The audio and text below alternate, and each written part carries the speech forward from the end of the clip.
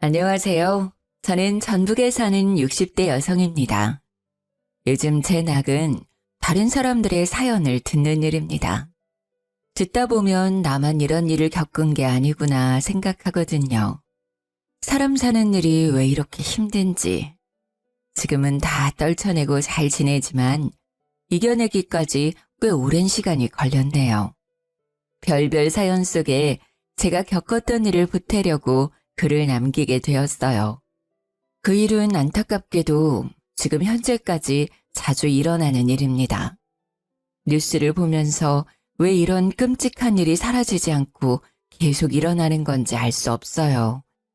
벌써 그 일이 일어난 지 10년이 넘었지만 그 일은 저와 제 딸에게 사라지지 않는 생채기를 내고 말았습니다. 그때의 일을 더듬어가며 생각해보면 처음부터 이상한 것 투성이었습니다. 왜 그때는 빨리 눈치채지 못했는지 아쉬울 따름이죠. 제 딸은 당시에 고등학교를 갓 졸업하고 취업을 한 상태였습니다. 남편은 딸이 어릴 때 교통사고로 떠나고 제게 남은 유일한 자식이니 대학을 보내고 싶었어요. 하지만 딸은 아직 하고 싶은 공부가 없다고 했죠. 대학 가면 등록금만 아깝다고 가지 않겠다고 했어요. 취직해서 돈 벌고 나중에 배우고 싶은 것이 생기면 그때 대학을 가겠다는 말에 말릴 수가 없었어요.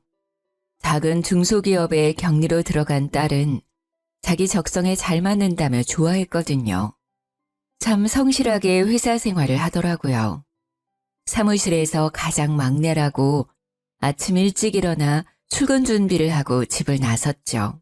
아침이라도 먹이고 싶은 마음에 저도 덩달아 일찍 일어나 밥상을 차려주면 괜히 엄마 힘들게 한다면서 괜찮다고 손사래를 치곤 했죠. 회사 가는 길에 커피 한 잔 사 먹으면 졸음도 깨고 배도 부르다고 했어요. 그런 딸이 얼마나 안쓰럽고 기특하던지. 남들보다 일찍 시작한 사회생활에 미안하기만 했죠. 풍족하고 넉넉한 부모 밑에서 자랐다면 시간을 두고 공부하면서 하고 싶은 걸 찾았을 텐데 혹시 가정 형편 때문에 등 떠밀려 일하게 된 건 아닌지 미안했죠. 딸이 회사 입사한 지 3년쯤 되었을 때였어요. 딸에게 남자친구가 생겼는지 평소보다 더 열심히 꾸미기 시작했죠. 출근 준비를 하면서 거울 앞에서 보내는 시간이 길어지더라고요. 입는 옷도 달라지고 화장도 더 신경 써서 하기 시작했어요. 제게 말은 안 해도 남자친구가 생겼다는 건 알 수 있었습니다. 아니나 다를까 석 달 정도 지나자 딸이 먼저 넌지시 애인이 생겼다고 말하더라고요. 그 말을 하며 활짝 핀 딸 얼굴을 보니 산뜻한 봄을 맞이한 것 같았어요. 가끔 남자친구 이야기를 꺼낼 때는 뭐가 그렇게도 좋은지 얼굴에 생기가 돌았죠. 그런데 얼마 지나지 않아 딸이 독립하겠다고 하는 겁니다. 이제 겨우 20대 초반이었고 저도 혼자 살고 있었기에 독립을 반대했어요. 하지만 딸은 독립하겠다는 고집을 꺾지 않았죠. 물론 딸이 성인이 되었고 나가서 살 수 있었지만 여자 혼자 밖에 나가 사는 게 걱정되잖아요. 내심 돈을 아껴서 더 모았으면 하는 생각도 있었고요. 제가 계속 독립을 반대하고 나서자 딸은 생전 부리지 않는 고집을 부리면서 언성을 높였죠. 왜 집에서 못 나가게 하는 거예요? 회사도 집이랑 멀기도 하고 돈도 충분히 모았으니까 나가서 살게요. 겨우 그거 모아서 나가서 살겠다고? 미래를 생각해야지. 걱정하지 마세요. 보증금 낼 돈도 모아놨고 월세도 꼬박꼬박 낼 거예요. 철이 없는지 모르는 건지 딸은 보증금과 월세만 있으면 충분하다고 생각하는 것 같았죠. 나가 살려면 얼마나 많은 돈이 필요한데 회사 생활 3년에 모아놓은 돈이 얼마나 되겠어요. 겨우 원룸 전세금 정도 모아놓았겠죠. 나가면 딸만 고생한다는 생각에 한바탕 잔소리를 퍼부었습니다. 월세만 내면 다인 것 같아? 먹고 마시는 건 공짜인 줄 알아? 거기다가 수도세, 전기세까지 생각하면 나가 살면서 돈 못 모아. 그러니까 조금 더 엄마랑 같이 살자. 회사도 그렇게 먼 것도 아니잖아. 버스로 40분 거리면 가까운 거지. 아침에 일찍 일어나는 것도 너무 힘들어요. 그 시간에 잠도 더 자고 싶고. 그리고 이미 집도 계약해 놓았어요. 이미 계약을 끝냈다니 할 말이 없더라고요. 그렇게도 저와 떨어져 살고 싶은 것인지 서운한 마음이 더 앞섰죠. 자식 키워놓아봤자 아무 소용 없구나 싶기도 했고요. 더 말려봤자 결국 딸과 마음만 상하게 될 거란 걸 알기에 독립을 허락하게 되었어요. 직접 나가서 생활해보기 전까지는 엄마 품이 얼마나 따뜻하고 포근한지 모를 것 같더라고요.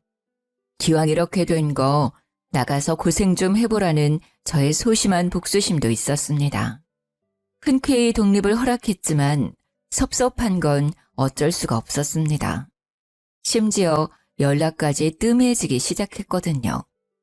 잘 먹고 지내는 건지 집에서 지낼 때는 시집 가면 신물나게 하게 될 것을 알기에 설거지조차 시킨 적이 없었죠.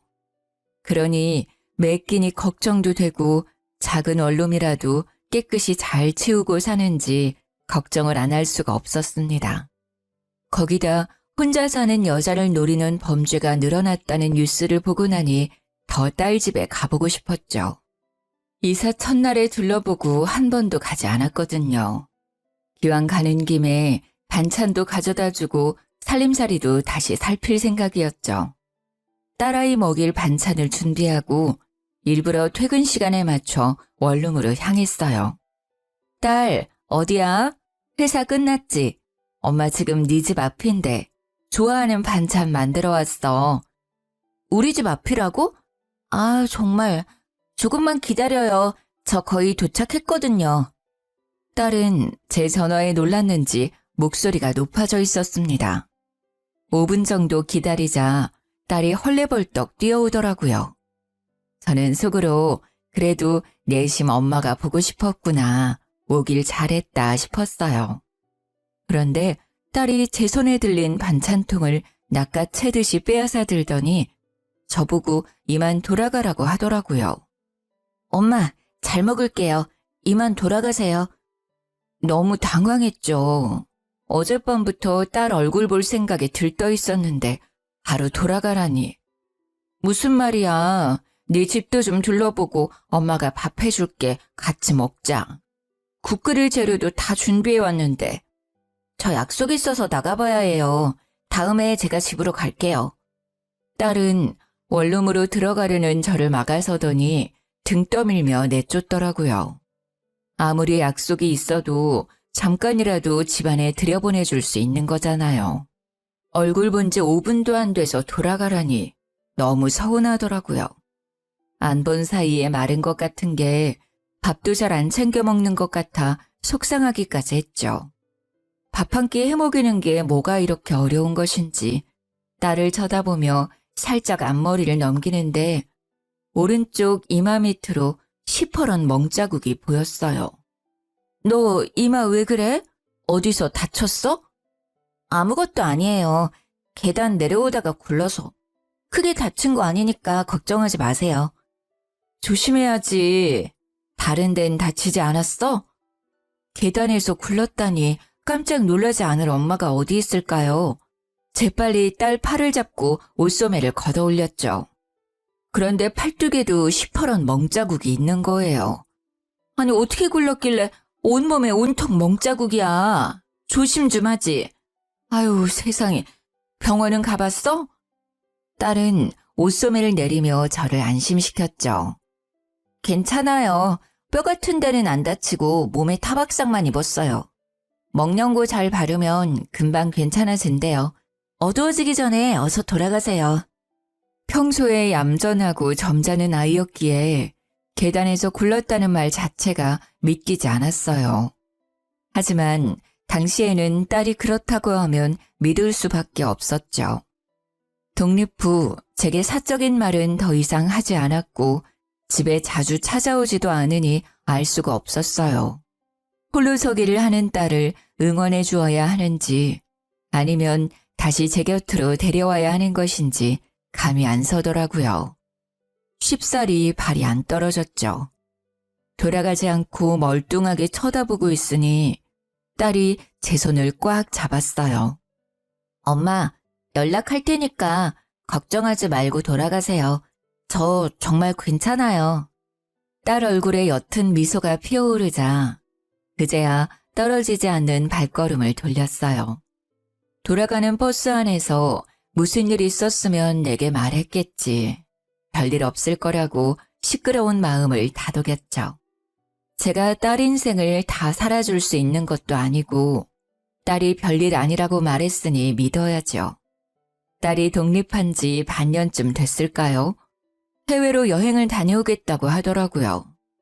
첫 해외여행이어서인지 목소리가 한껏 부풀어 올라 있었죠. 엄마, 저 며칠 동안 연락 없을 거예요. 세부로 여행 가기로 했거든요.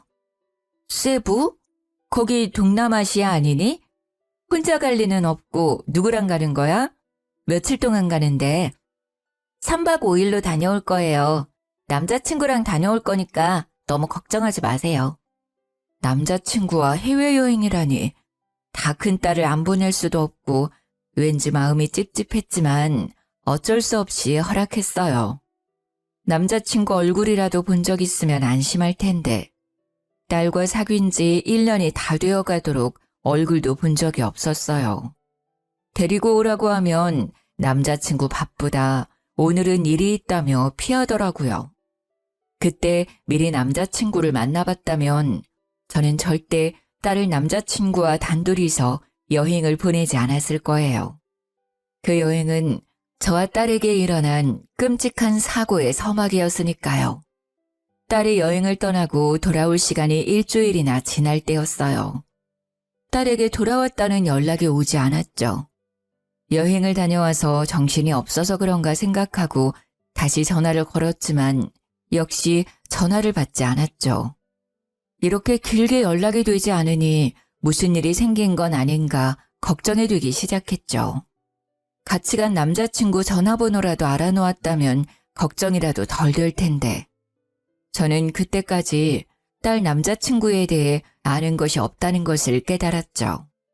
순간 이렇게 딸에게 무심했나 싶더라고요.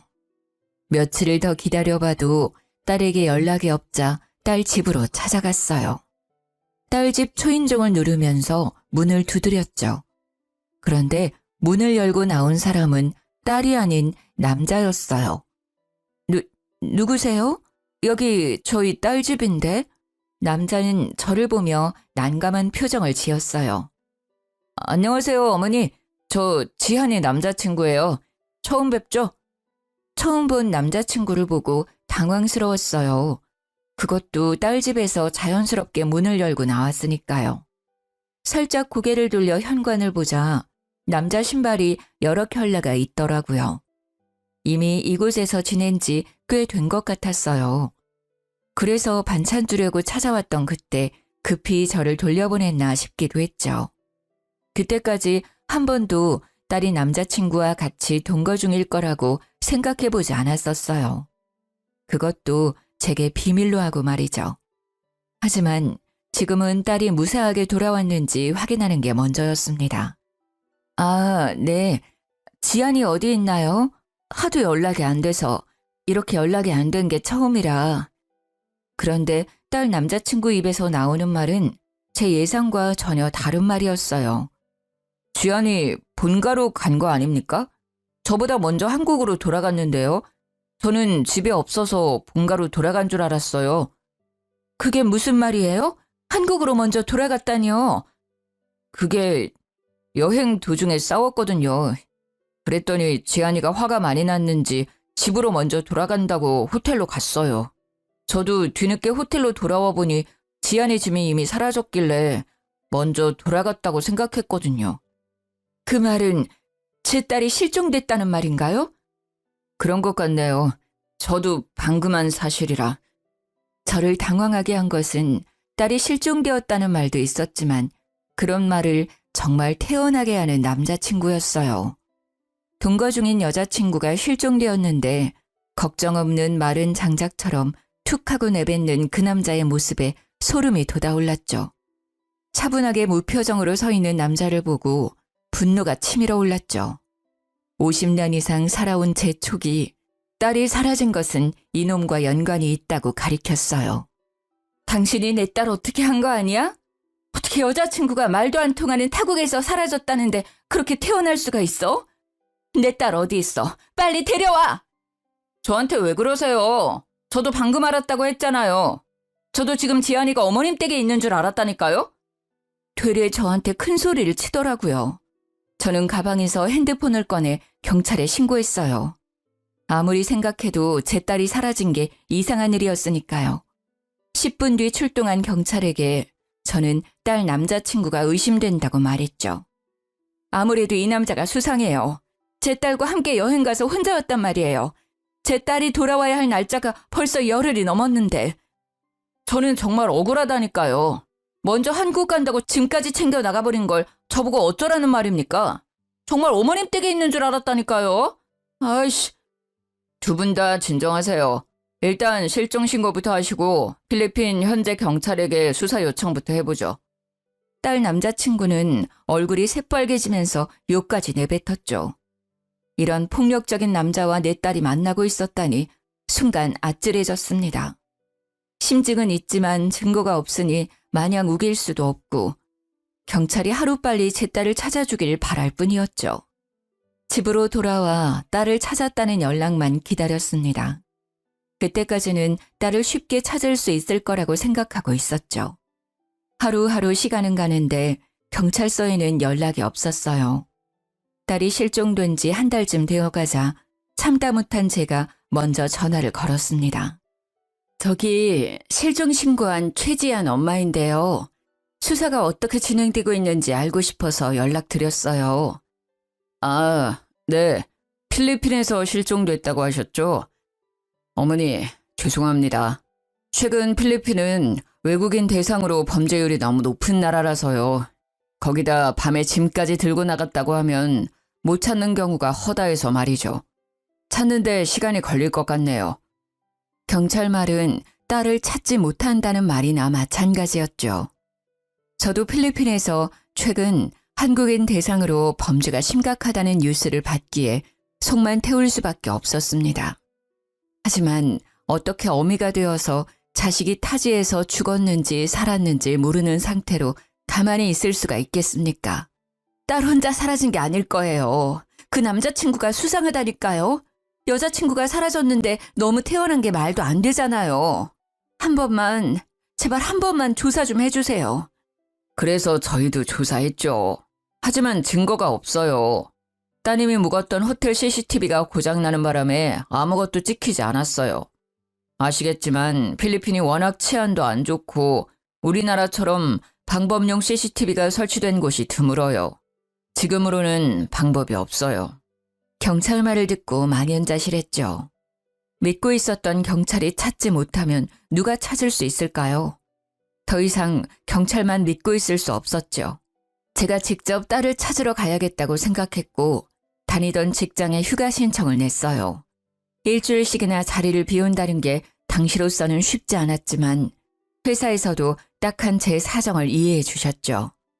무작정 딸이 사라진 세부 지도와 딸을 찾는 몇 마디 말만 배워 딸이 사라진 세부로 떠나게 되었어요. 말도 안 통하는 곳에서 딸을 찾기란 쉽지가 않더군요. 뜨거운 햇볕에 살은 녹을 것 같고 워낙 유명한 관광지라 사람 찾는 게 모래사장에서 바늘 찾기보다 힘들었어요. 무작정 종이에 영어로 겨우 딸이 실종되었다는 내용을 적어 딸 사진과 함께 지나가는 사람들을 붙잡고 보여주었죠. 하지만 사람들은 제게 손살에 치며 고개를 좌우로 흔들었죠. 다들 모른다는 말만 하고 지나쳤습니다. 어디서부터 찾아야 하는 건지 답답하기만 했죠. 직접 와보니 경찰들이 왜 찾지 못하겠다고 하는지도 어느 정도 이해가 갈 것 같았어요.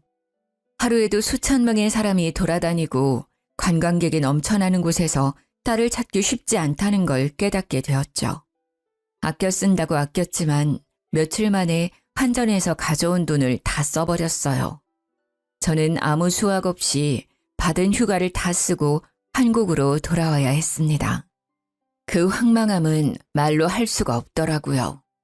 내가 조금만 더 영어를 할 수 있다면 잘 설명해서 우리 지한이를 찾을 수 있지 않았을까 죄책감마저 들었어요. 하지만 이대로 포기할 수 없었죠. 딸을 찾겠다는 일념으로 다시 한국으로 돌아와 영어 공부를 하기 시작했습니다. 회사 일을 마치면 학원에 가서 영어를 배웠죠. 먹고 쓰는 것도 아끼고 또 아꼈어요. 다시 세부로 가기 위해서는 돈이 필요했으니까요. 매년 휴가철에는 피서객들에 섞여 세부로 향했습니다. 공부한 보람이 있는지 사람들이 하는 말을 조금씩 알아들을 수가 있었죠. 하지만 제 딸은 어디로 사라졌는지 행방을 알 수가 없었어요. 다시 빈손으로 한국으로 돌아왔을 때는 정말 절망스럽더라고요. 그래도 딸을 찾는 걸 포기할 수는 없었습니다. 딸은 제 인생을 포기할 만큼 제 전부였죠. 제가 못 먹고 못 입어도 딸에게만큼은 잘해주고 싶었어요. 가정 형편이 좋지 못해서 더 챙겨주지 못했던 것이 더 마음이 아팠죠. 딸은 세부 어딘가에서 분명 저를 기다리고 있다는 생각에 괴로웠어요. 딸이 사라진 지 5년 정도 시간이 흐르자 가슴속에서 불덩이가 자란 듯이 가슴이 답답해오고 속이 뜨거워지기 시작했죠. 그럴 때마다 목욕탕에 가서 뜨거운 기운이 가실 때까지 찬물에 들어갔다가 나오기를 반복했어요. 그렇게 가슴에 뜨거운 불덩이가 식기를 바랐죠. 일주일에도 몇 번씩 가슴속 불덩이를 식히기 위해 목욕탕을 찾게 되었어요. 그날도 찬물에 들어갔다가 나와 몸 구석구석 씻고 있는데 가슴 쪽에 몽우리가 잡히더라고요. 폐경기 여자들에게 유방암이 흔하다는 말을 들어서인지 걱정이 되었죠. 바로 다음 날 병원으로 찾아가서 정밀 검사를 받게 되었어요. 혹시나 하는 예상은 틀리지 않더라고요. 유방암이시네요. 가슴 아래쪽에 1cm가량의 종양이 발견되었어요. 아직 크기도 작고 림프절의 전이도 안 된 상태네요. 암이라니. 아직 딸을 못 찾았다는 생각에 눈앞이 캄캄해지더군요.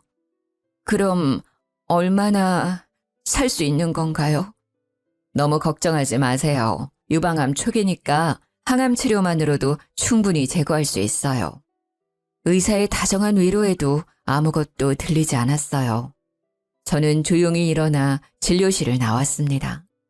항암 치료만 받으면 살 수 있다니. 하지만 딸도 없는 세상에 혼자 살아서 뭐 하겠어요. 그때는 모든 희망을 잃어버린 것 같았죠. 캄캄한 방 안에서 누워있는데 무엇을 해야 하는지 모르겠더라고요. 눈물만 흐르고 세상 모든 게 원망스러웠죠. 손끝 하나에도 힘이 들어가지 않았어요. 이대로 죽으면 딸을 만날 수 있을까 하는 바보 같은 생각까지 들더군요. 그때 벽에 걸린 가족 사진이 눈에 들어왔어요. 남편이 살아생전 찍었던 어린 딸이 보였죠. 뽀얀 얼굴에 붉은 입술. 그 얼굴을 보고 이부자리에서 벌떡 일어섰습니다. 이대로 딸을 두고 죽을 수는 없다는 생각이 들더라고요. 죽더라도 딸 옆에서 죽고 싶었어요. 딸 머리카락 한 올이라도 제 품에 품고 죽어야겠다는 생각이 들었죠. 다음 날부터 저는 주위를 정리하기 시작했어요. 전 재산을 정리해서 필리핀으로 갈 계획을 세웠죠. 집을 부동산에 내놓고 회사에도 퇴직 신청을 했습니다. 들어놓았던 보험도 정리해서 보험금 청구도 받으니 돈이 꽤 모였죠. 이 돈이면 필리핀에서 작은 집 하나 얻어서 남아있는 목숨 동안 딸을 찾을 수 있겠다 싶었죠. 다시 태양빛이 내리쬐는 세부로 돌아와 딸아이 사진과 쪽지를 쥐고 지나가는 사람들을 붙잡아 세우며 보여주었죠. 사람들은 여전히 제게 관심이 없었고 딸 소식은 여전히 깜깜무소식이었죠.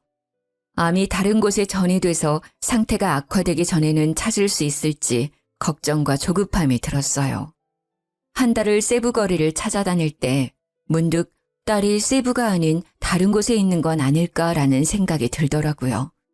다음 날 세부 옆에 있는 네그로스 섬으로 가게 되었어요.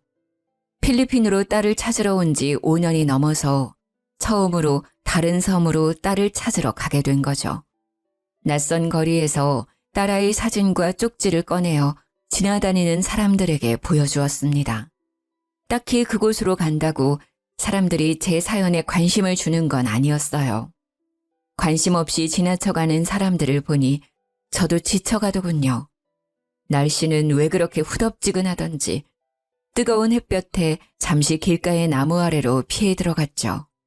가방에서 생수병을 꺼내어 목을 축이고 있을 때였어요. 건너편 길가에 한국인 부부처럼 보이는 사람이 지나가더라고요.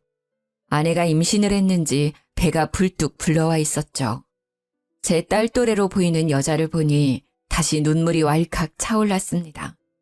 내 딸은 어디에 있는지 알기만 하면 이 엄마가 당장 찾으러 갈 텐데.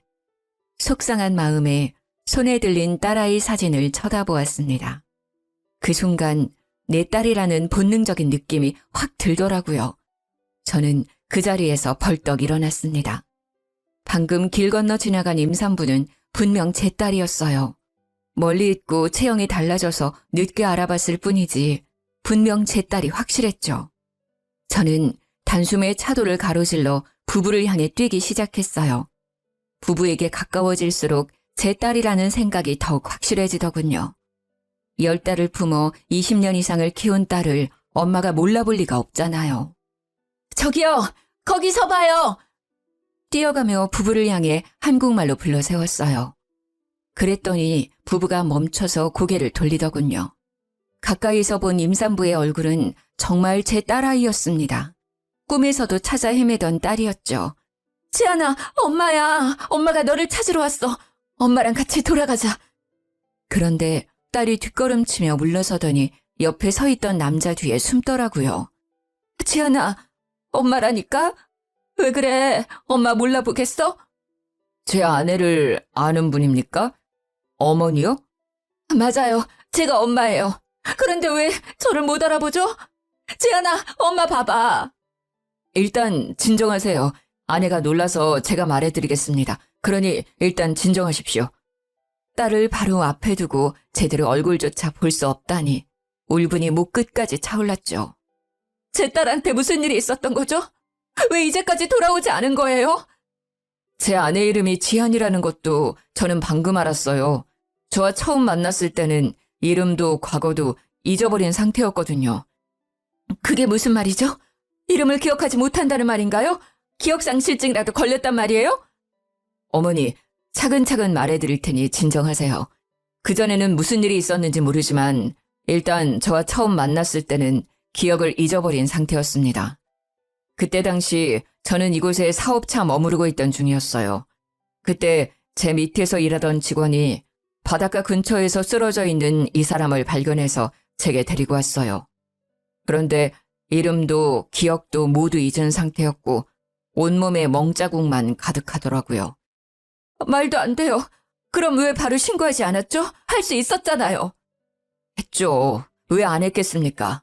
대사관으로 같이 찾아갔어요. 그런데 이 사람이 기억이 있어야 말이죠. 신원 보증할 물건도 하나 없고 대사관에서는 탈북민으로 위장해서 한국으로 입국하려는 사람들도 있어서 당장은 도와줄 수 있는 것이 없다고 했죠. 일단 기억이 돌아올 때까지 기다려보자고 하더군요. 정말 기가 막혀왔습니다. 경찰에 실종 신고를 했는데 대사관에서 모른다니 말이 안 되잖아요. 처음 본 남자와 한참 대화를 하다가 그 이유를 알 수 있었죠.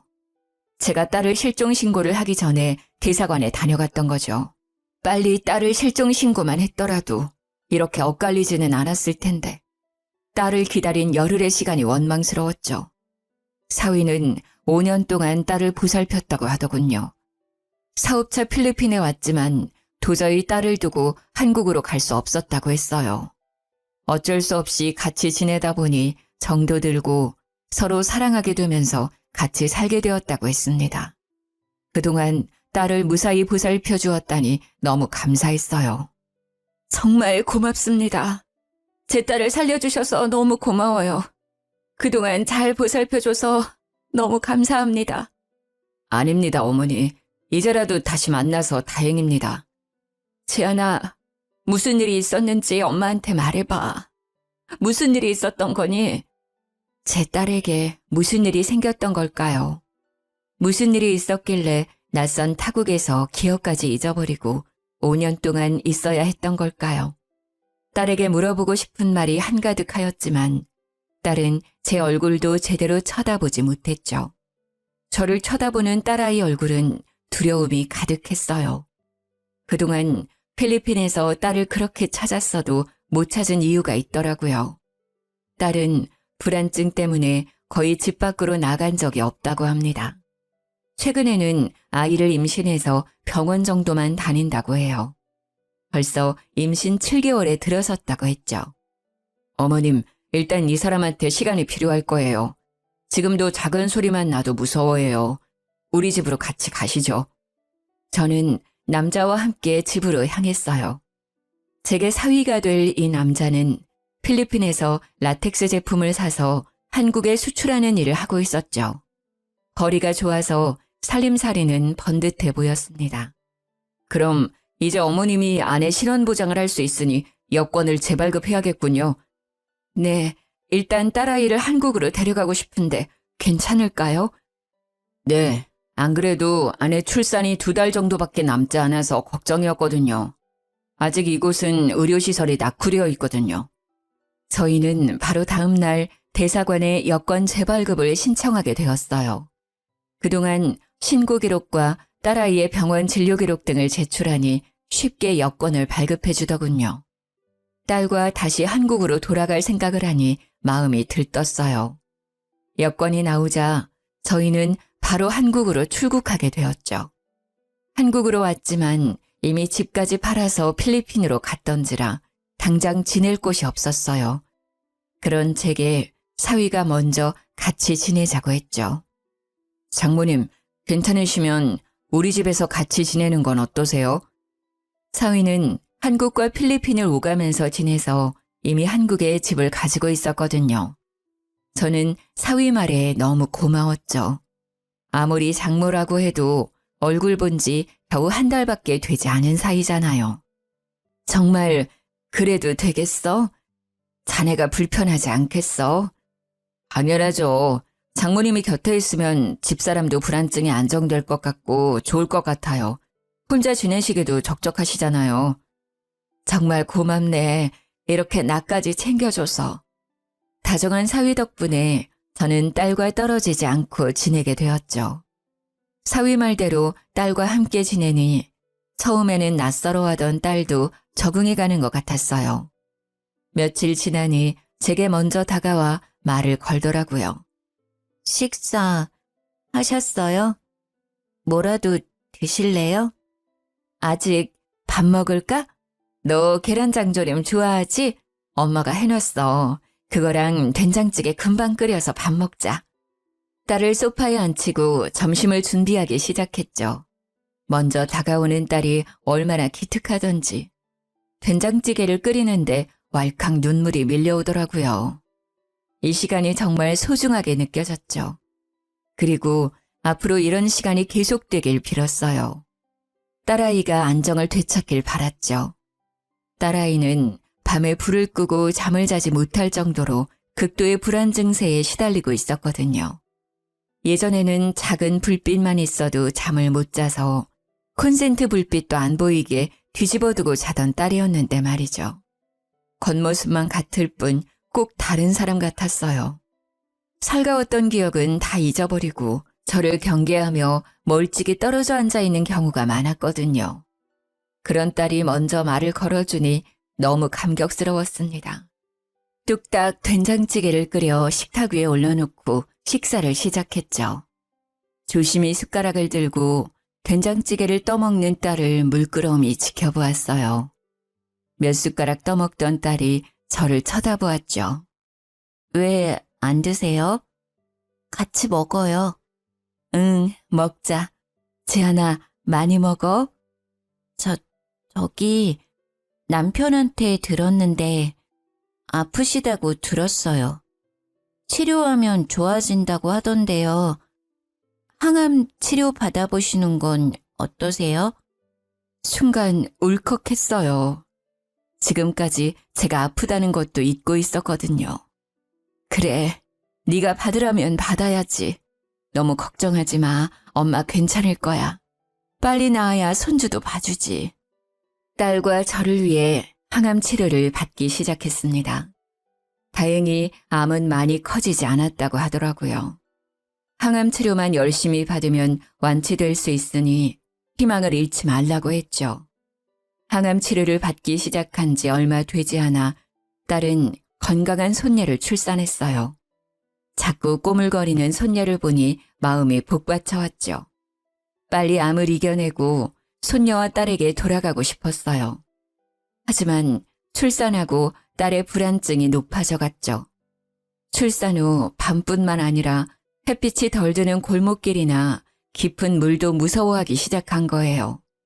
샤워 정도는 괜찮아 했지만 욕조에 물을 받아놓고도 손녀를 씻기지 못할 정도로 불안증이 높아져 갔어요. 꼭 아이가 물에 빠져 죽을 것 같다고 두려워했죠. 괴로워하는 딸을 보며 저와 사위는 딸을 위해 과거 일을 찾길 바랐습니다. 덮어놓고 무서워하기보다는 기억을 되찾고 이겨내는 게 좋다고 판단했죠. 과거에 무슨 일을 겪었길래 이런 고통을 겪는 것인지, 혹시 나쁜 기억을 떠올리고 더 괴로워하면 어쩌나 싶었지만 이대로는 일상생활을 하기 힘들다고 판단했죠. 지안아, 혹시 기억을 되찾는 건 어떠니? 무슨 일이 있었는지 알게 되면 너한테 더 도움이 될 것 같아. 딸은 한동안 말이 없었어요. 기억을 되찾는 게 두려운지 두 손을 꼭 쥐어들었죠. 네, 받아볼게요. 엄마가 불안해하면 아이도 불안해한대요. 제 딸한테는 이런 불안증을 물려주고 싶지 않아요. 역시 딸도 엄마였어요.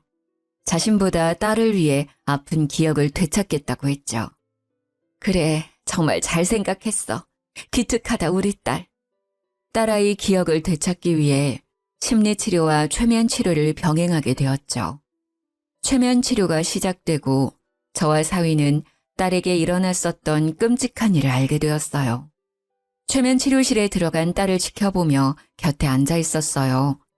치료사는 딸에게 최면을 걸며 과거 일을 되짚어가기 시작했습니다. 점점 과거에서 현재로 오면서 문제의 그날이 되었어요. 딸은 최면 속에서 그날의 기억을 더듬으며 말하기 시작했죠. 필리핀 세부 해변에서 일몰을 보며 산책을 하고 있었다고 합니다. 그런데 더운 날씨 때문인지 그날따라 남자친구 기분이 안 좋았다고 해요. 해는 뉘엿뉘엿 저물어가고 완연한 어두움이 찾아왔지만 남자친구의 짜증은 풀리지 않았다네요. 아이씨, 더워 죽겠네. 바람이라도 불지 왜 안 부는 거야. 한국보다는 불쾌지수가 낮다고 했는데 그렇게 더워? 그럼 내가 덥지도 않은데 덥다고 했다는 거야? 딸은 최면 상태인데도 손을 들어 올려 보였어요. 그리고 손을 들어 빌기 시작했죠. 미안해. 제발 때리지 마. 내가 정말 잘못했어. 딸이 잘못했다고 비는데도 남자친구의 기분은 풀릴 기색이 없었다고 합니다. 발목까지 오는 바닷물에 걷고 있던 딸은 남자친구가 손을 들어 올리며 다가오자 뒷걸음치다가 허벅지 정도 오는 바다에서 넘어졌다고 합니다. 아이씨, 안 그래도 짜증나 죽겠는데 너까지 왜 그래? 빨리 안 일어나? 왜, 여기서 수영이라도 하게? 딸이 겨우 젖은 몸을 일으키며 자리에서 일어났다고 해요. 옷이 물에 젖어 비틀거리는 딸을 보고 남자친구가 다가오더니 발로 차서 다시 물속으로 밀어넣었다고 합니다. 뭘 그렇게 꾸물거려. 수영하고 싶으면 계속 하든가.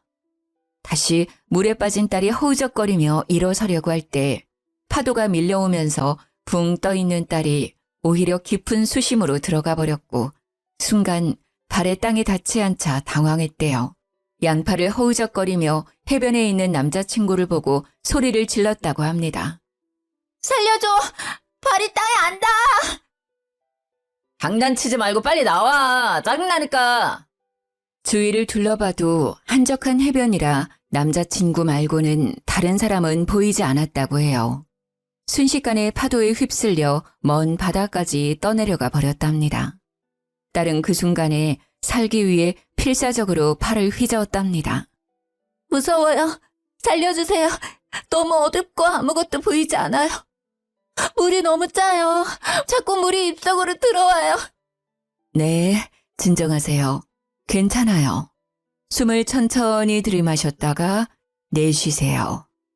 바닷속에서 발버둥 치는데 손에 뭔가 잡혔어요. 어두워서 잘 안 보이는데 나무가 떠내려가는 것 같아요. 그걸 잡고 바다에 안 빠지려고 버텼어요. 최면 치료가 끝나자 저는 터져나오는 울음을 참을 수가 없었어요. 그 어둠 속에서 얼마나 무서웠을까. 통나무를 붙잡고 옆 섬까지 떠내려갔던 겁니다. 너무 기가 막히고 안타까웠죠. 딸아이가 다니는 정신과 의사 말로는 밤새 어두운 바다에 떠 있었던 공포를 극복하기 위해 기억을 지워버린 것 같다고 했죠. 그 기억이 얼마나 고통스러웠기에 기억을 지워버린 걸까요? 그리고 남자친구가 딸을 상습적으로 때려왔다는 것도 알게 되었죠. 5년 전 제가 딸에게 반찬을 가져가 줄 때 보았던 멍자국도 다 남자친구가 때린 자국이었던 거죠. 순간 가슴속에서 분노가 치밀어 올랐어요. 눈에 넣어도 안 아플 내 딸을 상습적으로 협박까지 했죠. 그동안 곁에 있으면서도 딸이 어떻게 지내는지도 모르고 있었던 제가 너무 바보 같았어요. 왜 그때 딸 말을 고지곳대로 믿어버린 것인지. 딸은 최면 치료를 받으며 기억을 점점 찾았지만 되찾은 기억으로 몹시 괴로워했어요. 엄마 죄송해요. 독립한 것도 남자친구가 자기가 지낼 곳이 없다고 저보고 집 구하라고 했어요. 그리고 엄마가 아시면 반대할 테니까 몰래 살게 했는데 같이 살다 보니 몰랐던 폭력성이 보이더라고요. 도망가려고 하니까 자기 말 안 들으면 엄마까지 때린다고 협박해서 도망칠 수가 없었어요. 저는 울먹이는 딸을 꽉 끌어안았습니다. 그동안 얼마나 무서웠을까요? 그런 나쁜 놈 때문에 내 딸이 그런 고생을 겪다니. 피가 거꾸로 흐르는 것 같았죠. 괜찮아. 엄마는 괜찮아. 네가 이렇게 돌아왔잖아. 이제 다 괜찮아질 거야. 저는 정말 참을 수가 없었어요. 오장육부가 뒤틀리고 이가 뿌드득 갈렸죠. 옆에 있던 사위도 분노가 치밀어 오르는지 주먹으로 벽을 내리치더니 방을 뛰쳐나갔죠. 사위가 어디로 뛰쳐나갔는지 알 것 같았어요. 저도 당장이라도 뛰어나가 그놈을 잡아오고 싶었습니다. 하지만 항암 치료의 부작용으로 체력이 많이 떨어져 있는 상태였죠. 머리카락도 듬성듬성 빠지고 구토 때문에 음식을 제대로 먹지 못했어요. 제가 당장 할 수 있는 일은 아직 불안증이 있는 딸을 위해 손주를 같이 돌봐주는 것뿐이었죠. 그래도 답답한 가슴은 어떻게 할 수가 없었어요. 제 딸이 그동안 겪었던 고통을 알고 나니 밤에 잠이 오지 않았어요. 그날 후로 사위는 집을 비우는 시간이 길어졌어요. 사위는 제게 그놈을 찾고 있다고 말하더군요. 아내의 일을 알게 되니 그런 놈을 도저히 그냥 둘 수 없을 것 같아요. 지금 사람들 사서 찾고 있는데 찾는 게 쉽지 않네요. 너무 무리하지 말게. 그놈을 잡는 것보다 자네 건강이 중요해. 네, 걱정하지 마세요. 그래도 그놈은 다른 사람들을 위해서라도 꼭 잡아야 해요. 그 벌은 못 거치고 또 어디서 다른 사람을 괴롭히고 있을 거예요. 사위는 딸뿐만 아니라 다른 사람들을 위해서라도 잡고 싶어 했어요. 손녀가 돌이 막 지난 후였어요. 사위의 끈질긴 노력 끝에 그놈을 잡았다는 전화를 받았습니다. 장모님, 잡았어요. 혹시 지금 경찰서 오실 수 있으세요? 전화를 받고 한 걸음에 경찰서로 달려갔습니다. 경찰서 안으로 들어서니 죽여도 시원찮은 놈이 의자에 삐딱하게 앉아 있었죠. 경찰서로 들어오는 저를 알아봤는지 입가에 미소까지 띠더라고요. 정말 그때는 온몸에 소름이 돋아오를 정도로 놀랐어요. 저를 기억할 거로 생각하지 못했거든요. 경찰 조사를 받는 내내 성실함이라고는 없었죠. 툭툭 내뱉는 말투로 질문에 대답하더라고요. 제 딸을 그렇게 망가뜨려 놓고 버릇을 버리지 못했는지 2년 전에 데이트 폭력으로 고소가 된 적이 있었다네요. 상대방 여자가 합의해서 원만하게 끝났다고 했죠. 그런 전과가 있음에도 경찰은 제 딸이 당한 일과 그놈은 상관없다고 결론을 내렸어요. 지금 조사를 해봤는데 이미 사건이 오래되어서 증거도 없고 증인 기억이 정확하지 않네요. 최면 치료 중에 나온 기억이잖아요. 증거로 보기에는 어려워요. 결국 저놈을 풀어줘야 한다는 겁니까? 저희도 지금으로서는 어쩔 수가 없습니다. 확실한 증거가 없는 상태라서 증거 불충분으로 풀어줘야 합니다. 말도 안 돼요. 피해자가 있는데. 전에도 이런 짓을 했다면서요. 그런데 이렇게 풀어주다뇨. 하지만 경찰은 어쩔 수 없다는 말만 반복했죠. 그놈은 저희를 보면서 어깨를 들썩이더니 경찰서 밖으로 나가더군요. 분노가 치밀어 올라 이대로 그놈을 보낼 수가 없었어요. 바로 그놈을 따라가며 옷자락을 붙잡았죠. 가긴 어디를 가? 거기 안 서? 내가 찾아갔을 때 말했어야지. 나한테 거짓말하고 그동안 뻔뻔하게 살아? 이런 짐승만도 못한 놈아. 그럼 내가 바다에 빠뜨렸다고 말이라도 하길 바랐어? 증거가 없다잖아. 이미 5년이나 지난 일로 왜 그래? 살아 돌아왔으면 감사하게 생각하면서 살라고. 이 미친 노인네야. 못 가. 다시 경찰서로 들어가. 이렇게는 못 보내. 내 딸을 그렇게 만들어 놓고 어딜 가? 저는 그놈에게 달려들어 멱살을 붙잡고 경찰서로 잡아 끌었습니다.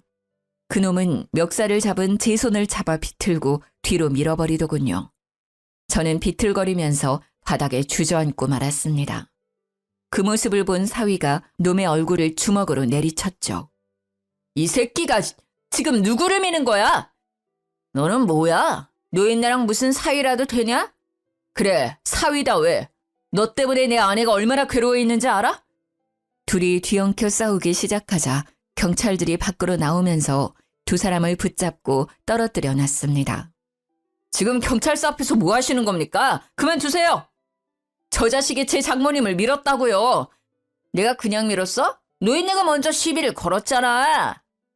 들어가서 조서 쓰고 돌아가세요. 아무리 악감정이 쌓였다고 해도 서로 폭력 행사하는 것은 안 됩니다. 두 사람은 다시 경찰서로 들어가 조서를 쓰고 돌아갔죠. 사위는 돌아가는 내내 화가 풀리지 않는지 두 손을 부들부들 떨었어요. 죄송합니다, 장모님. 분명 잡아서 처벌을 받게 하려고 했는데 이렇게 될지 몰랐어요. 아니야, 왜 그런 말을 해? 자네는 최선을 다했어. 우리 손으로 잡아넣지는 못했지만 그래도 해볼 수 있는 건 다 해봤잖아. 집으로 돌아온 저희는 다시 일상을 되찾아갔습니다. 딸은 아직 불안증이 높지만 꾸준히 약과 상담을 받으며 회복해가고 있었고 손녀는 하루가 다르게 건강하게 커가고 있었죠. 모든 것은 평화로워 보였지만 뭔가 끝나지 않은 것 같은 찝찝한 기분은 사라지지 않더라고요. 그놈이 어디서 또 어떤 여자들을 괴롭히고 때리고 있을 생각을 하니 뭔가 끝내지 않은 숙제를 남겨놓은 느낌이 들었거든요. 그렇게 한 반년 정도 지나 저는 정기검진을 위해 병원에 다녀오게 되었어요. 병원에서는 전이도 없고 치료도 잘 되고 있다고 하더군요. 이제 지겨운 암도 끝이구나 생각하며 병원 로비를 걸어가고 있을 때였죠. 제 눈앞에 그놈이 걸어오더라고요. 선글라스를 끼고 손에는 지팡이를 집은 채 옆에는 사회복지사로 보이는 중년 여자의 부축까지 받으면서 제 옆을 지나쳐가더라고요. 온몸에 털이 바짝 올랐어요. 아무리 후안무치라고 해도 바로 옆에 서 있는 피해자를 몰라본다니 믿을 수가 없었죠. 전에 경찰서에서도 저를 바로 알아봤으니까요. 손발이 덜덜 떨리더니 심장이 팔딱이더라고요. 가쁜 숨을 내쉬며 뒤를 따라갔죠. 두 사람이 멈춘 곳은 안과였어요. 그놈이 간호사와 함께 진료실로 들어가자 부축하던 중년 여자에게 다가갔습니다. 저기 방금 들어간 남자 지인인데요. 혹시 무슨 일로 병원에 온 건가요? 저를 못 알아봐서요. 아, 방금 저 사람이요? 반년 전인가? 경찰서에서 돌아오면서 교통사고가 났대요. 그때 얼굴을 핸들에 크게 부딪혔나 봐요. 얼마나 세게 부딪혔는지 시신경이 다치는 바람에 양쪽 눈이 실명되었거든요. 아유, 아직 앞날이 창창한 청년이 어쩌다 다쳤는지 가여워 죽겠어요. 안전벨트만 했어도 그렇게 크게 부딪히지 않았을 거라는데. 에휴. 그 말을 듣고 뒤돌아서는데 올라가는 입꼬리가 내려오지 않았어요. 가장 먼저 드는 생각은 남겨진 숙제 같던 일이 더는 일어나지 않겠다는 거였죠. 눈에 보이는 게 없으니 누구를 괴롭힐 수 있겠어요. 천벌을 받았다는 생각이 들었습니다. 그 후에 제 마음은 개운해졌지만 아직도 뉴스에 심심치 않게 데이트 폭력 문제가 나오면 마음이 너무 안 좋았어요. 바로 제 딸이 데이트 폭력 피해자였으니까요. 남일같이 느껴지지 않았죠. 왜 이런 일들은 사라지지 않고 반복되는 것인지 다시는 이런 안타까운 희생이 없었으면 좋겠어요. 피해자에게 몸에 생긴 상처보다 마음에 남겨지는 상처가 더 깊더라고요. 제 딸도 기억을 지워버릴 정도로 충격을 받았으니까요. 딸은 지금은 겉으로는 완전히 그때의 일을 벗어난 것 같지만 가끔 그런 비슷한 뉴스를 보면 자리에서 일어나 피해버리고는 해요. 아직 완전히 잊히지 않은 거겠죠. 그리고 손녀에게만은 그런 일이 없었으면 좋겠다고 넌지시 제게 말했죠. 아마도 예전처럼 기억을 지워버리지 않는 한 그 기억은 평생 제 딸을 괴롭히겠죠. 사위는 몇 년 전에 필리핀 사업을 접고 전북으로 내려와 새로운 사업을 시작했어요. 지금은 사업도 안정적으로 이끌어 나가면서 지역 방범대에 가입해서 활동하고 있죠. 딸이 데이트 폭력으로 심한 마음의 상처를 받았어도 이렇게 든든하고 올바른 사위를 만나서 이겨낼 수 있었다고 생각해요. 아마도 그때 사위가 딸을 구해주지 않았다면 저는 두 번 다시 딸과 만나지 못했겠죠. 항상 감사하게 생각하면서 다시는 이런 일이 없도록 기도를 드리고 있습니다. 아무튼 모두에게 평안만이 가득하길 바라면서 글을 줄이겠습니다. 들어주신 여러분 감사합니다.